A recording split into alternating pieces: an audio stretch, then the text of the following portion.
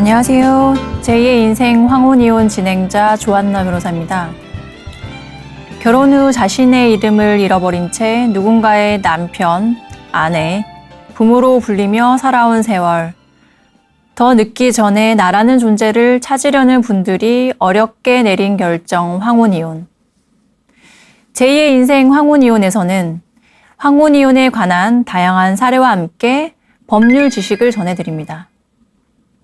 오늘 이 시간에는 이혼 이후 제2의 인생으로서 동거를 하며 사실혼을 형성한 부부들의 법적 관계에 대해서 다양한 사례를 말씀드리고자 합니다. 어렵게 협의 이혼을 하거나 또는 이전 배우자와 사별을 한 뒤에 혼자 남은 인생을 보내기도 하지만 그렇지 않고 나의 제2의 인생으로서 새로운 배우자와 함께 다시 동거를 하고 또 사실혼이라는 생활을 유지하는 경우들이 있습니다. 동거와 사실혼과 법률혼은 법적으로 다른 개념인데요. 오늘은 이러한 사실혼에 대해서 중점적으로 사례를 통해서 알아보고자 합니다. 먼저 첫 번째 사례입니다. 두 노부부인데요. 한 부부는 이전에 전 배우자와 협의 이혼을 하셨습니다. 그 과정에서 미성년자 자녀들이 있었고요. 타방 배우자는 이전 배우자와 사별을 하게 됩니다. 그래서 두 사람이 우연히 취미 생활을 하는 모임에서 알게 됐고 서로 외로운 상황에서 어느 정도 뜻도 맞고 또 성격도 잘 맞고 또 호감이 생겨서 같이 동거를 시작하게 됩니다. 근데 두 사람은 각자 전혼 배우자와의 자녀들이 있었는데 한쪽은 사별을 하다 보니 당연히 이 사람이 이전 배우자와의 미성년자 자녀를 다 양육할 수밖에 없었던 상황인 거고 한쪽 배우자의 경우에는 이전 배우자와 이혼을 하면서 양육권을 본인이 갖다 보니 결국 이전 배우자와의 자녀들 또한 이 사람이 양육을 할 수밖에 없는 상황이었습니다. 즉, 두 사람의 각자의 전혼 배우자와의 자녀들이 모두 같은 공간에서 동거를 시작하게 됩니다. 사실 그 자체가 쉬운 일은 아니죠. 그러나 다행히도 두 사람뿐만 아니라 자녀들도 서로 이제 부모가 다 다르지만 그래도 어느 정도는 사이좋게 지내면서 성인까지 성장을 하게 됩니다. 물론 그 과정에서 다른 배우자와의 관계의 아이를 함께 양육한다라는 건 사실 쉬운 일이 아닙니다. 그런 과정에서 이제 문제가 발생해서 이혼을 하러 오시는 분들도 있는데요. 이제 보험권 같은 경우에는 한쪽이 이제 이전 배우자와 사별을 하다 보니 그나마 이제 문제의 소지가 좀 적지 않았을까라는 생각도 들고 더 중요한 것은 두 분의 마음가짐이었겠죠. 이 사람은 이 아이는 내 아이고 저 아이는 내 아이가 아니다. 이렇게 서로 구별하지 않고 다 같이 나의 아이인 것처럼 성심성의껏 자녀들을 양육하고 또 경제적 활동을 하면서 약 20년의 기간을 동거 생활을 하게 됩니다. 그 과정에서 이제 같은 공간에 거주를 했지만 전입신고를 함께 하진 않았습니다. 통상적으로는 이제 부부로서의 실체를 가진다라고 볼 때 객관적으로 주민등록 초본상에 전입신고를 하였는지를 먼저 보는데 본사항 같은 경우는 전입신고를 하지는 않았습니다. 그리고 그 이후에 20년의 기간 동안에 같이 생활을 하면서 상대방 남자 쪽의 자녀들이 이쪽 배우자를 상대로 어머니라고 부른다든지 아니면 여자 쪽의 자녀들이 타방 배우자를 상대로 아버지라고 부르지도 않았습니다. 호칭 또한 실질적인 혼인 생활이 있는지를 판단하는 주된 기준이 되는데 본 사안에서는 호칭은 어머니나 아버지라는 그러한 명칭을 사용하지 않았습니다.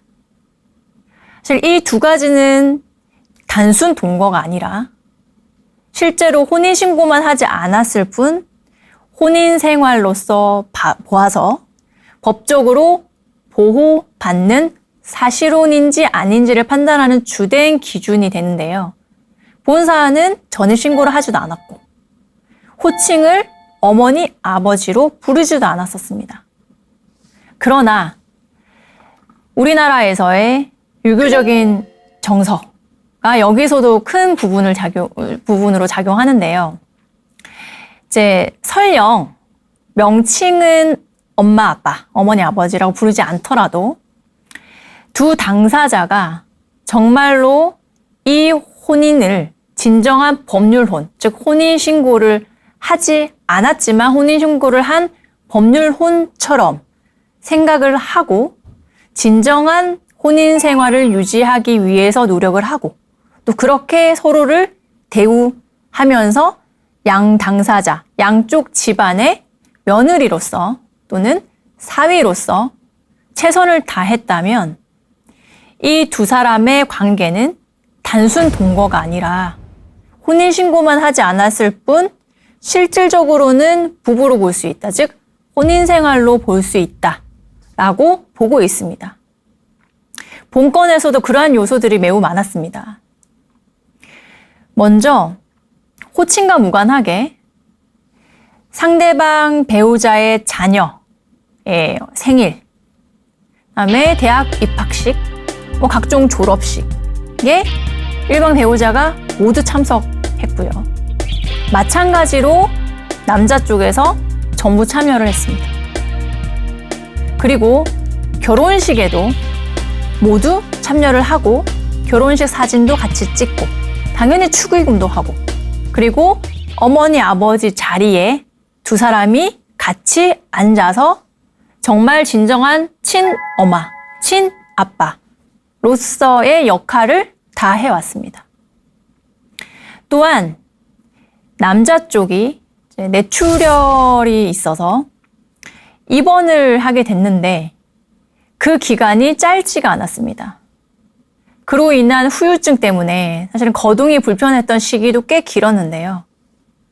그 입원, 수술, 그리고 재활, 그 모든 기간 동안에 이 아내는 남자의 어떤 병 간호를 모두 다 해왔습니다. 더 나아가서 남자 쪽의 어머니, 즉 시어머니로 볼 수 있겠죠. 시어머니가 이제 치매에 걸리게 됩니다. 근데 시아버님은 일찍 돌아가셨고 시어머님 혼자 남는 상황에서 남편 외에 다른 형제들은 시어머니를 모실 수 있는 상황이 안 됐었습니다. 결국에는 이 대가족 집에 그 시어머니까지 같이 거주를 하게 됩니다. 그러면 치매에 걸린 그 시어머니의 복량은 결국 이 아내가 도맡아 하게 됐겠죠. 즉 혼인신고를 안 했을 뿐이지 일반적인 법률혼에 있는 아내, 며느리 그 이상으로 엄마 그 이상의 역할을 다 해온 겁니다. 그리고 경제적인 부분에 있어서도 사실혼인지 여부를 판단하는 요소로 작용할 수 있는 부분들이 있는데요. 실제로 생활비를 서로 공유를 하는지, 즉 한쪽에서 한쪽으로 생활비를 지급하고 이걸 토대로 가족 이제 전체 혼인 생활의 비용에 사용을 했는지 등을 판단하는 요소로 보는데요. 본건에서도 남자가 본인이 버는 소득 전액을 아내에게 줍니다. 그럼 아내는 이걸 개인적인 용도로 사용하냐? 그렇지 않고 남자 쪽 자녀들에 대한 양육을 혼자 도맡아 하면서 그 아이들의 양육비를 거의 대부분을 사용합니다. 본인의 자녀들이 있음에도 불구하고 남편이 주는 돈으로 생활비뿐만 아니라 자녀들의 양육비로도 알뜰하게 사용을 합니다. 그 덕분에 그 자녀들도 장성을 하게 됐고 대학도 가고 결혼까지도 하게 된 거죠. 또한 두 부부는 혼인생활 기간 중에 부동산을 매매를 하면서 서로 시세차익을 통해서 자산을 증식하는데요.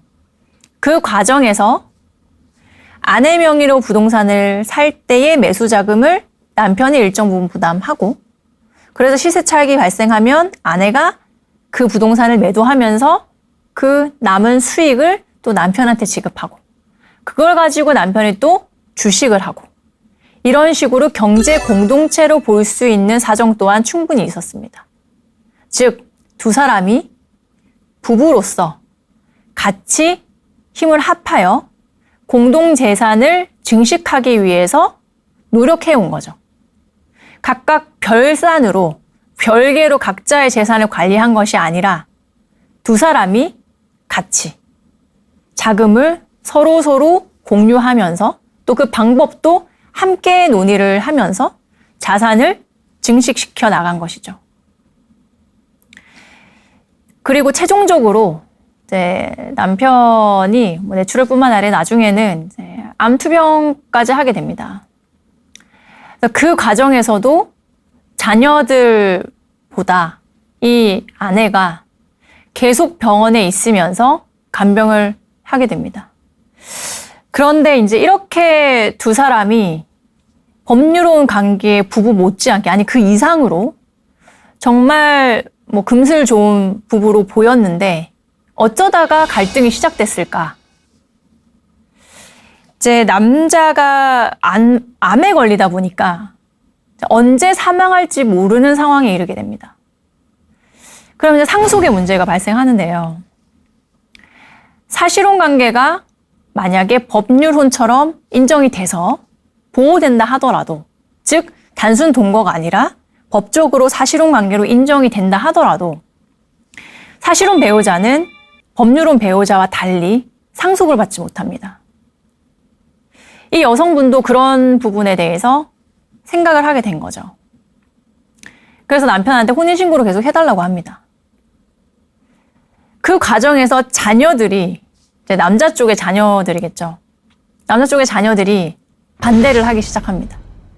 왜냐하면 혼인신고를 하게 되는 순간 아버님이 사망했을 때의 그 사실혼 배우자, 본인들을 다 키워준 어머니, 새어머니겠죠. 새어머님에도 불구하고 상속을 받는 것은 싫었던 거죠. 그래서 그 과정에서 분쟁이 시작됩니다. 만약에 이제 남편이 아내의 거의 20년 가까이의 희생에 대해서 고마워하면서, 그래, 내가 죽어도 당신이 그만큼 기여했으니 상속을 받을 수 있도록 내가 혼인신고를 해줄게.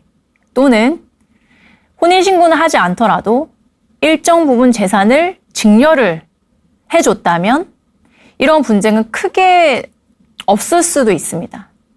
그런데 남자는 증여를 해주지도 않았고 혼인신고를 해주지도 않았습니다. 아내 입장에서는 배신감이 너무나도 컸죠. 뇌출혈, 암투병, 그 기간 동안에 남편을 옆에서 간호한 것은 본인인데 막상 남편이 사망하기 직전에 이르러서 본인도 어느 정도의 상속권 또는 상속인이 아니라 하더라도 일정 부분 증여라도 받고 싶어서 혼인신고라도 해달라, 아니면 일정 부분 나한테 보상을 해달라고 얘기를 하니 어떠한 고민도 없이 바로 거부당했던 그 부분에 대해서 아내는 큰 배신감과 실망감에 이제 이혼을, 즉 여기서는 사실혼에 대한 부당 파기겠죠. 이거에 대해서 심사숙고하게 됩니다. 이 아내 입장에서는 그래, 내가 상속을 못 받는다, 증여도 못 받는다, 그렇다면 재산 분할이라도 받아야겠다 라고 생각을 하게 됩니다. 그래서 이런 경우 제기하는 소송은 사실혼 부당 파기를 원인으로 한 재산 분할 청구입니다. 여기서 먼저 판단돼야 되는 부분이 이 두 사람의 관계가 단순 동거이냐 아니면 사실혼 관계냐 입니다. 즉 사실혼에 관련된 문제가 법적으로 분쟁으로 불거졌을 때 가장 핵심적인 부분이 결국에는 이 관계가 사실혼이냐입니다. 사실혼이 성립이 되려면 부부로서의 혼인 생활을 할 주관적인 의사가 있느냐. 두 번째는 객관적으로 봤을 때 부부로서 혼인 생활로서 볼 수 있느냐를 보고 판단을 하게 됩니다. 그러면 객관적으로 혼인 생활에 볼 수 있는지를 판단하는 요소는 전입신고를 했냐, 동거를 계속 하고 있냐, 그 외에 호칭, 어머니, 아버지 등의 호칭을 부르고 있냐, 결혼식을 했냐, 상견례를 했냐, 그리고 경제적 공동체를 이룩했냐. 즉, 생활비, 혼인 공동 생활 비용을 서로 공유하고 있는지. 부부 간의 혼인 자산을 증식시킬 때 그 부분에 대해서도 같이 자금의 공유가 있는지.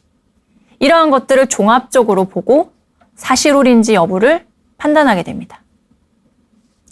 본건에서는 전입신고를 하지 않은 점, 쌍방의 자녀들이 어머니, 아버지라는 호칭을 하지 않은 점은 사실혼 성립에 있어서의 불리한 요소긴 하지만 본건에서는 그런 호칭, 전입신고와 별개로 지속적으로 동거를 했다라는 사실, 그 외에 양쪽의 자녀들이 거의 20년 동안 같이 동거를 했다라는 점, 남자 쪽의 어머니, 즉 시어머니도 같이 거주를 했다는 점, 그 외에 각종 가족 행사에 거의 대부분 부부로서 참여를 해온 점, 축의금도 하고 엄마로서 아빠로서 그 가족 행사에 참여를 했던 점, 그리고 경제적으로도 생활비를 주고받고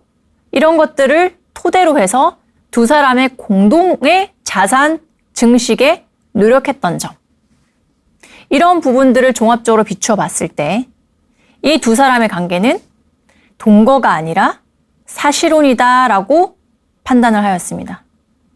그리고 더 중요했던 부분은 일반적인 법률론의 여성, 아내보다도 지극정성으로 남편을 간호하고 시어머니까지도 모셨던 부분은 사실혼으로서 보호할 필요성이 있다라고 법원이 판단을 하게 된 주요한 요소입니다.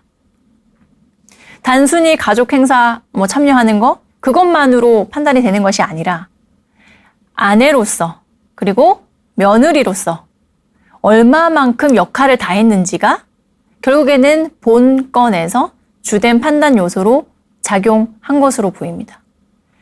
그래서 사실혼으로 인정이 됐고요. 이 사실혼으로 인정이 되었기 때문에 이 아내의 남편에 대한 재산분할 청구 또한 받아들여졌습니다. 다만 사실혼의 경우에는 일반 법률혼보다는 그 재산분할의 기여도에 있어서 다소 낮게 책정되는 경우가 있고요. 또한 이러한 유형처럼 첫 번째 사실혼 관계를 형성한 것이 아니라 각자 전혼 배우자와의 혼인 생활이 어느 정도 있었고 제2의 인생으로서 사실혼을 선택한 경우에는 처음부터 이 사람의 직업, 직장을 유지, 그 다음에 처음 갖게 된 부분에 대한 기여가 다소 낮다라고 판단될 수 있습니다. 이에 본건에서도 통상적으로 20년 정도면 법률혼, 초혼, 이혼의 경우에 한 50% 정도 인정될 수도 있으나 본건에서는 30% 정도 기여도로 인정이 됐습니다. 일반적으로 처음 혼인을 해서 처음부터 20년 동안의 법률혼 관계를 유지한 사례에 비하면 재산분할 기여도에 있어서는 좀 낮게 책정된 부분이 없지 않아 있긴 합니다. 그러나 또 케이스에 따라서 예를 들면 부부간에 형성한 재산의 대부분이 사실혼 기간 동안에 형성된 부분이고 그 이전의 혼인 생활에서는 거의 재산이 없었고 그 기간 동안에는 어느 정도의 경제적인 지위도 없었고 사실혼 관계가 형성된 이후에 재산분할의 대상인 대부분의 재산이 형성되었다거나 아니면 사실혼 관계 형성 이후에 경제적인 지위의 상승이 있거나 경제적인 지위를 갖추게 되었다면 재산 분할 기여도에 있어서는 보다 높게 산정이 될 수도 있었을 겁니다. 즉 사례에 따라서 다를 수 있는 거죠. 그래서 본 사안에서는 사실혼 관계가 인정되고 재산 분할로 30%를 인정받으셔서 사실혼 관계는 해소가 됐습니다. 사실혼 관계가 해소가 되면 사실은 이제 법률혼 관계가 해소되는 것보다 매우 간편합니다. 이혼이라는 절차가 불필요한 거죠. 그러니까 법률혼 관계가 해소될 때는 이혼 신고를 해야 됩니다. 즉 법원에서 이혼 판결이 확정된다 하더라도 별도로 이제 구청이나 주민센터에 가셔가지고 이혼 신고를 하셔야 됩니다. 그러나 이 사실혼 관계는 해소가 될 때 어차피 성립될 때도 신고를 한 부분이 아니기 때문에 해소도 이 판결을 통해서 해소가 되는 겁니다. 사실상 별거를 했던 시점을 기준으로 사실혼 관계는 해소가 된 거고 이 소송을 통해서 사실혼 관계에 관련된 청산의 문제만 결정이 되는 걸로 볼 수 있는 거죠. 그래서 이 판결이 난 다음에 자연스럽게 이제 별거를 하시고 사실혼 관계는 끝이 났습니다. 어떻게 보면 좀 허망할 수도 있습니다. 이 사실혼이라는 그 관계가 이제 법률혼처럼 뭔가 법적으로 혼인신고라는 어떤 틀 안에 있는 관계가 아니다 보니까 성립도 자유롭지만 해소도 자유로울 수 있고 또 이 사실혼 관계라는 것도 법원으로부터 인정을 받아야 되는 부분이기 때문에 사실 혼인신고를 하지 않는 법률혼에 비하면 좀 불안정성이 큽니다. 따라서 이런 부분에 있어서는 지금 현재 사실혼 관계를 형성하고 있다면 항상 염두에 두시고 나의 법적 권리를 좀 더 보장받고 싶으시다면 혼인신고를 하시는 것이 훨씬 안정적입니다. 중혼적 사실혼 관계에 있었음에도 불구하고 사실혼 관계가 인정된 사례입니다. 여기서 중혼적 사실혼이라는 것은 어떤 것인가? 그야 말대로 중혼이라는 의미입니다. 즉 법률혼이 아직 해소되지 않은 상태에서 살림을 차려서 동거를 하고 있는 이 관계. 이게 중혼적 사실혼인 거죠. 사실혼이 인정되는 전제입니다. 원칙은 이러한 법률혼 관계가 해소되지 않은 상태라면 이 동거가 사실혼으로 인정이 된다 하더라도 중혼적 사실혼이기 때문에 법적으로 보호가 불가능합니다. 법적으로 보호가 불가능하다는 것은 이 사실혼 기간 중간에 상대방이 부부로서의 의무를 저버린다 하더라도 위자료 청구를 할 수 없고 사실혼 관계를 해소할 때 내가 경제적으로 기여를 했다 하더라도 또는 아내로서 기여를 한 부분이 있다 하더라도 재산 분할 청구를 할 수가 없습니다. 즉 법률혼이 있기 때문에 법률혼을 우선적으로 보호해줘야 된다는 취지인 거죠. 즉 윤리에 어긋난다는 입장인 겁니다. 보호해줄 가치가 없다는 거죠. 그래서 원칙적으로는 이러한 중혼적 사실혼은 어떻게 보면 불륜이기 때문에 보호가 되지 않습니다. 그게 당연한 거고요. 그런데 예외적으로 이러한 중혼적 사실혼이라 하더라도 인정되는 경우가 있습니다. 정말 예외적인 경우입니다. 그렇게 많지는 않은데요. 판례에 따르면 이미 형성되어 있는 이 법률혼이 무늬만 법률혼이고 실질적으로는 이미 이혼한 상태랑 다름없는, 즉 사실상 이혼 상태에 있는 경우라면 이 중혼적 사실혼이 설령 중혼이라 하더라도 보호받을 수 있다라는 것이 판례의 입장입니다. 왜냐하면 이 법률혼이라는 게 형식적으로만 있다 보니까 사실상 상대방한테도 서로 기대할 게 없는 거죠. 그러니까 무늬만 법률혼이지 실질적으로는 부부로서 이미 관계는 끝이 난 경우이기 때문에 예외적으로 이 사실혼을 좀 보호해주자라는 취지입니다. 여러 사례들을 보면 이 기존의 법률혼도 거의 파탄에 이르러야 될 뿐만 아니라 이 사실혼이 오히려 이 법률혼보다도 훨씬 실질적인 혼인 생활로 볼 수 있는 요소들이 있는 경우에 예외적으로 보호를 받는 것으로 판단이 됩니다. 본 건 같은 경우에도 그러한 요소들이 있었습니다. 원고는 남편과 사별을 이미 했고요. 그런데 피고인 남자 측은 법률혼의 관계에 있었습니다. 그래서 그쪽에도 아이들이 있었고요. 그런데 혼인 생활 중에 이제 남자 쪽 피고의 처가 집을 나갔습니다. 가출을 한 거죠.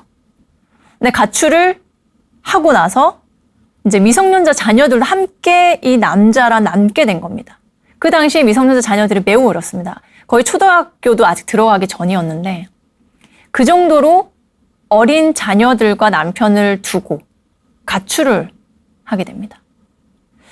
근데 그 이후에 이제 연락이 두절되고 또 남편 입장에서는 아내가 집을 나가고 연락도 안 되니까 상처를 받았겠죠. 그리고 어린 아이들을 혼자 양육하다 보니까 본인도 아마 기댈 곳이 필요했었던 것 같습니다. 그래서 이제 직장 내에서 원고를 만나게 됩니다. 원고 또한 남편과 사별한 상태다 보니까 마음의 아픔이 있는 거죠. 그런 부분에 대해서 서로 대화를 나누다가 서로 가까워지게 됩니다. 그러던 중에 이제 서로 대화를 하면서 원고 입장에서는 나도 남편이 어차피 사망했고 혼자 있고 또 남자 쪽에서도 지금 어린 아이들이 있는 데다가 아내는 지금 연락조차 안 되고 혼자 아이를 양육하기에 너무 막막한 상황이니 서로 합치자. 그리고 원고는 내가 당신 아이들 내가 키워줄게 라고 제안을 합니다. 그래서 두 사람은 동거를 시작하게 됩니다. 동거를 하고 나서 약 한 10년 이상, 한 15년 정도 그 동거를 지속하게 되는데요. 그 과정에서 아이들은 성년이 됐습니다. 즉 피고의 아이들이죠.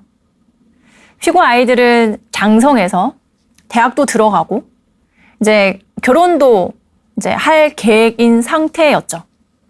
그 과정에서 이제 여자는 남편 뒷바라지뿐만 아니라 아이들의 친엄마처럼 아이들을 양육합니다. 아이들도 이 새 엄마인 원고를 너무 따르고 또 엄마라는 호칭까지도 부릅니다. 또한 동거를 한 뒤에 한 2년 정도 뒤에 전입신고를 같이 하게 되고요. 그리고 상대방 쪽의 가족 행사뿐만 아니라 여자 쪽의 가족 행사에도 남자뿐만 아니라 남자의 자녀들까지도 같이 참석을 하게 됩니다. 쌍방 부모님들도 서로 인사를 하게 되고 서로 이제 새로 만나는 새로 혼인 생활을 시작한 아내다. 새로 혼인 생활을 시작한 남편이다라고 다 소개를 하기까지 했고요.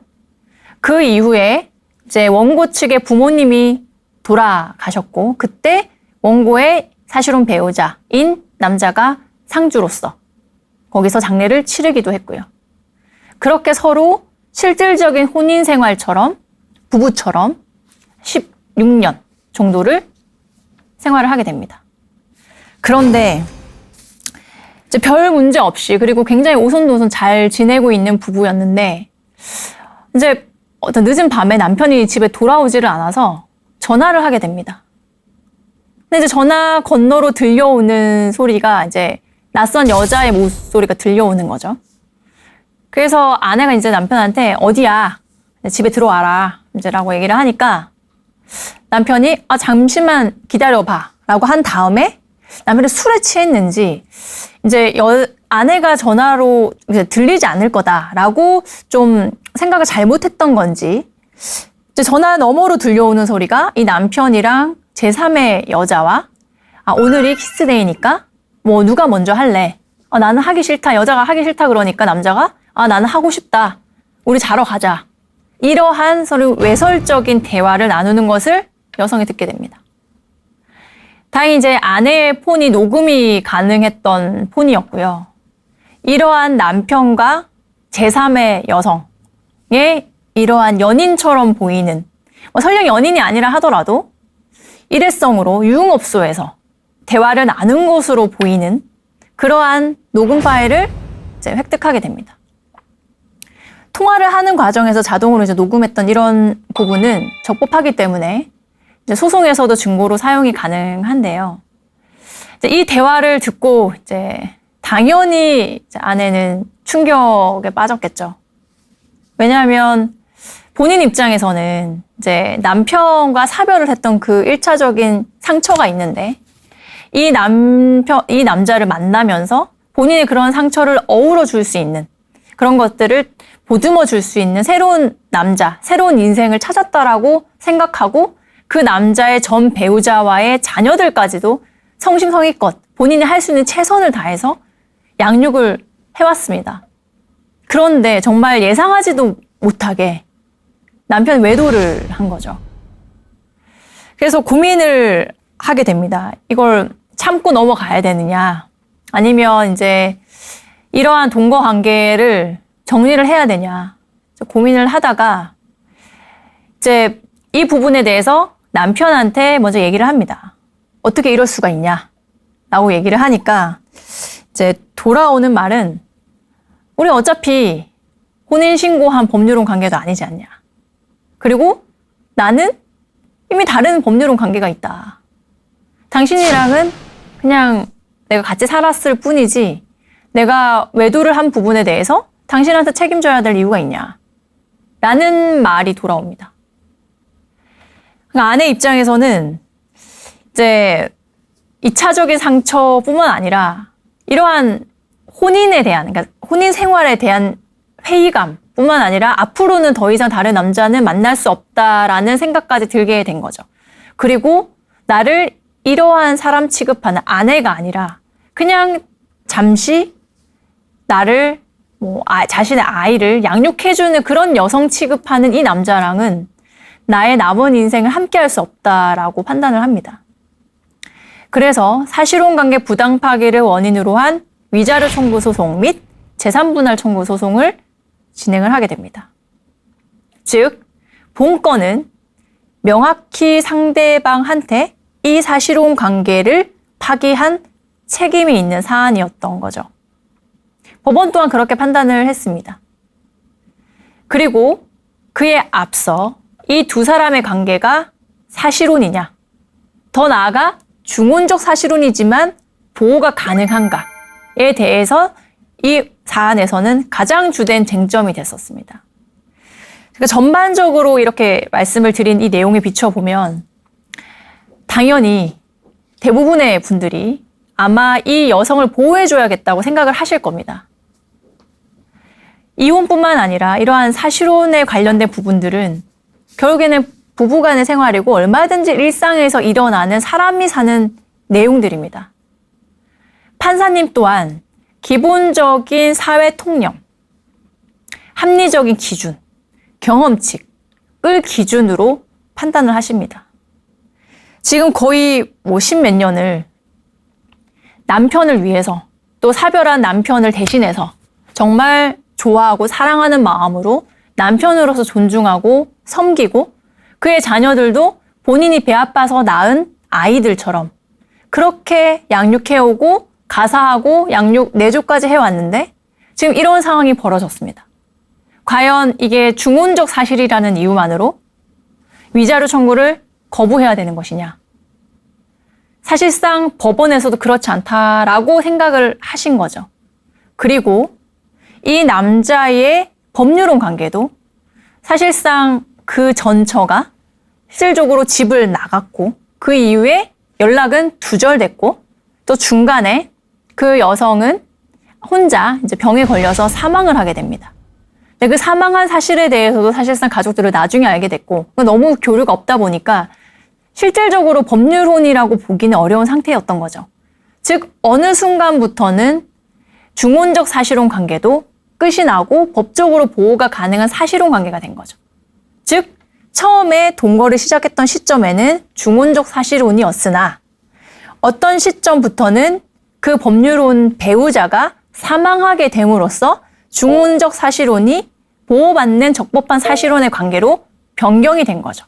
그리고 이 중혼적 사실혼이 관계에 있었던 부분조차도 실질적으로 들여다보면 그 아내가 사실상 무늬만 법률혼이지 그 법률혼의 그 전처보다도 훨씬 아내로서 엄마로서의 역할을 더 많이 했기 때문에 이 중혼적 사실혼은 보호받아야 되는 사실혼이고 그 법률로는 사실상 이혼 상태와 다름없다라고 판시를 하였습니다.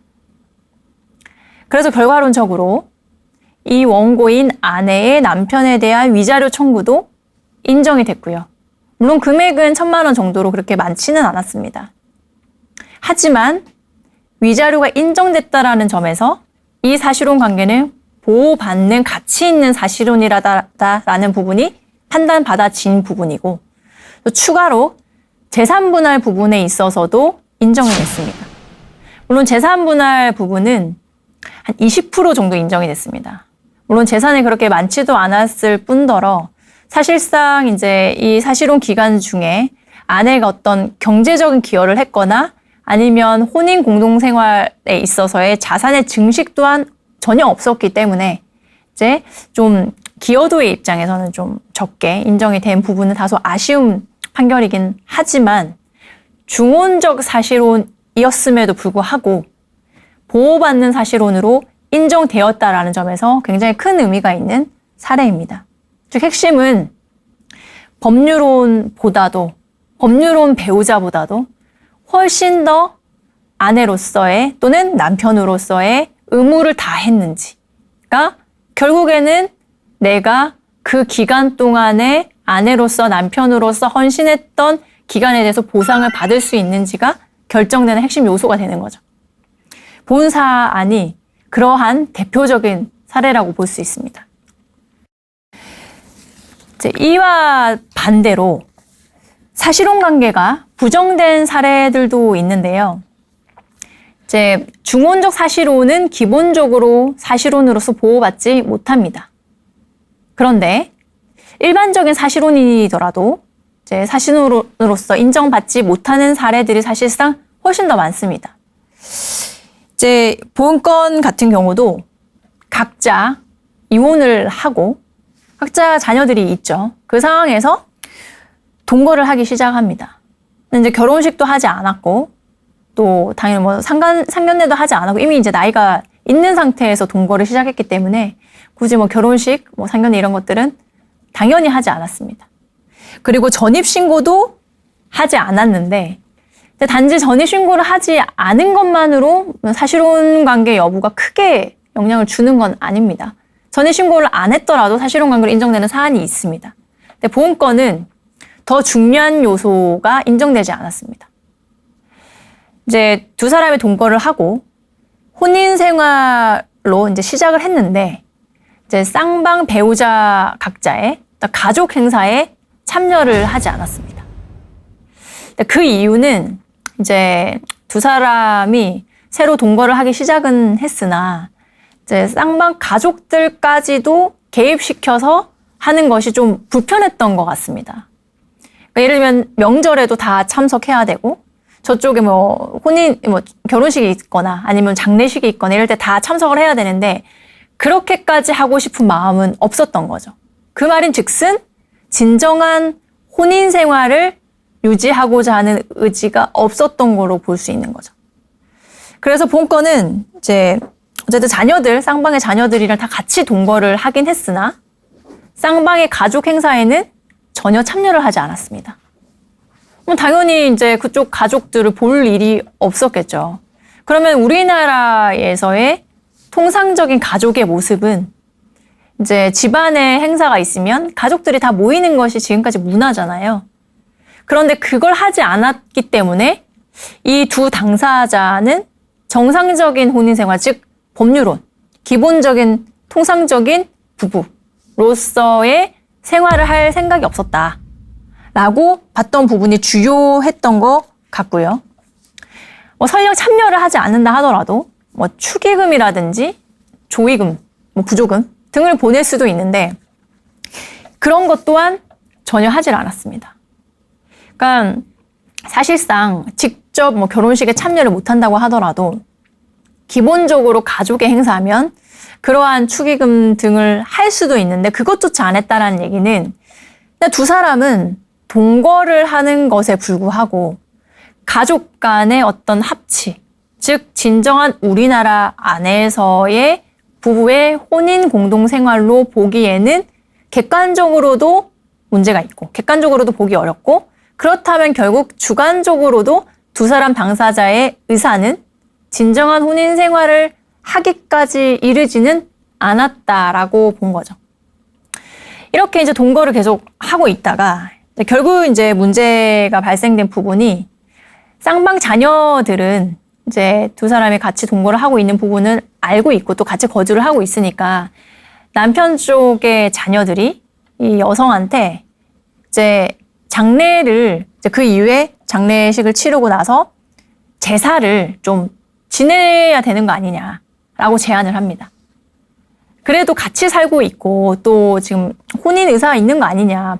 신고를 안 했을 뿐이지 그래도 두 분께서 부부로서 생활하고 계시는 거 아니냐. 그러니 며느리로서의 의무도 해달라. 즉 제사를 좀 지내달라라고 제안을 합니다. 근데 이제 이 여성 입장에서는 단칼에 거절을 하죠. 나는 제사를 지낼 생각이 없다. 즉 며느리로서 어떤 그 남편의 집안의 대소사를 내가 같이 할 생각이 없다는 거죠. 원래 며느리라면 그 집안에서 제사를 지내고 있다면 당연히 그걸 이어받아서 해야 되는데 본인은 뭐 혼인신고도 안 했고 나는 제사를 지낼 생각이 전혀 없다 라고 얘기를 합니다. 이 부분에 대해서 남자 쪽 자녀분들이 이제 사실확인서 등을 통해서 증거로 제출을 하게 됐죠. 그러니까 이 부분이 사실 가장 주요했던 것 같습니다. 제사를 지낼 생각이 없다. 그래서 결국에는 사실혼 관계도 부정이 됐지만 이 일을 계기로 두 사람의 관계가 악화돼서 별거를 하게 됩니다.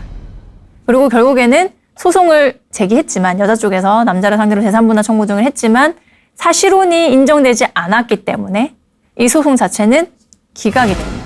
그리고 두 사람은 이제 더 이상은 동거를 하지 않게 된 거죠. 즉 결과론적으로 보면 두 사람은 그냥 단순 동거를 한 것에 지나지 않았던 거죠. 법적인 부부가 아니었던 거죠. 그냥 한 10몇 년을 그냥 이전의 법률혼 배우자와의 관계가 끝나고 제2의 인생으로서 선택했지만 배우자로서가 아니라 단순히 동거를 한 것에 불과했던 것으로 판단이 된 거죠.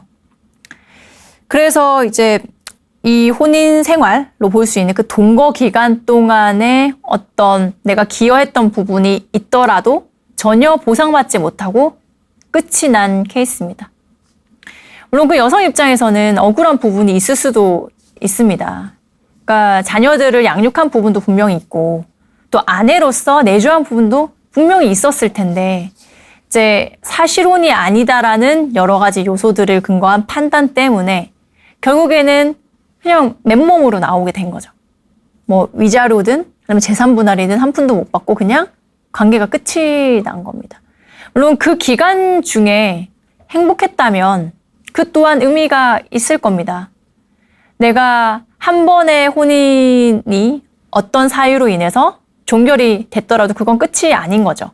그 이후에 새롭게 마음이 맞는 사람을 찾고 그로 인해서 다행히도 좋은 기회가 돼서 같이 동거를 했다면 그 기간 동안에 내가 어떤 새로운 행복감과 애정과 내가 보호받고 또 사랑받는 느낌을 갖는 그만으로도 충분한 의미가 있을 겁니다.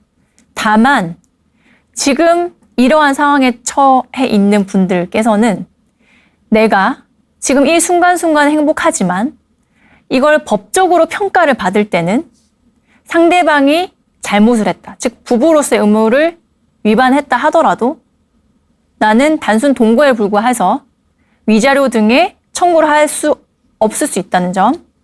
이 기간 동안에 내가 헌신을 하고 있다라고 하더라도 내가 생활비를 보태주거나 아니면 뭐 가사양육을 하는 등의 기여를 하고 있다 하더라도 이로 인한 재산 분할로서의 보상은 못 받을 수도 있다는 점은 염두에 두실 필요가 있습니다.